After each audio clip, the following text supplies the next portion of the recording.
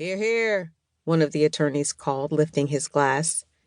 "Kendra," Grace said, "I've had the unique honor of recruiting you as a summer associate, bringing you on board after you graduated law school, helping you hone your legal skills, and watching you get swept off your feet by this fellow here." She smiled at Derek.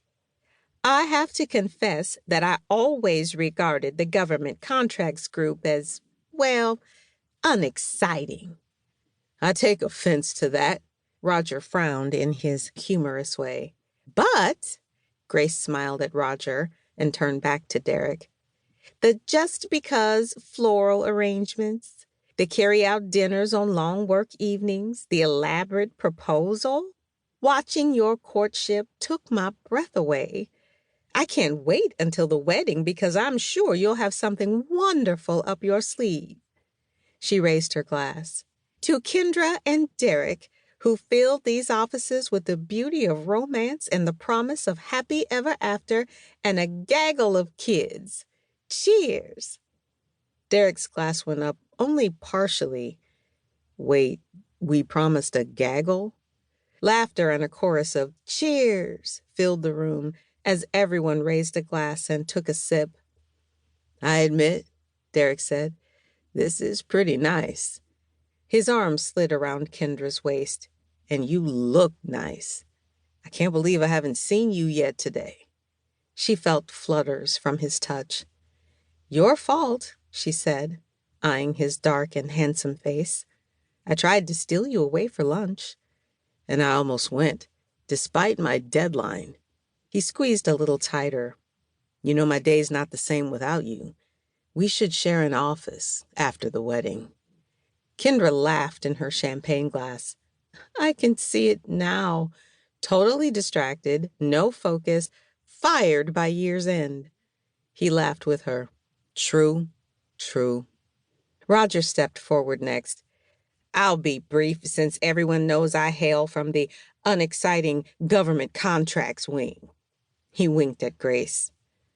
"I knew when I stole," he cleared his throat, "plucked Derek from one of our rivals a year and a half ago, that he had a special talent. But oh, the things I learned through that elaborate proposal. Who thinks to get a judge and jury involved? Who's able to get a judge and jury involved?" He eyed Derek even now as if questioning. "This man knows what he wants, and he's got the skills to go after it. In Kendra, I think we'd all agree he got quite a prize." He raised his glass. "To the soon-to-be husband and wife, Derek and Kendra." Loud cheers and champagne sips were followed by cries of "Speech! Speech!" Kendra and Derek looked at each other, smiling. She nudged him. "You go." Derek shrugged as everyone quieted. "I don't know what to say." He looked at Kendra. "I just love this woman." "Aw," a few of the women chorused. "Oh, stop it," one of the government contracts attorneys said. "You've set the bar too high already for the single guys." Derek held up his hands in defense. "But how's that possible in a room full of overachievers?" When the laughter died down, he continued, "Seriously, thank you, everyone. I'm blown away by this show of love and kindness. Coming to Fleming and Stein was one of the best decisions of my life." Kendra squeezed his hand, looking around the room.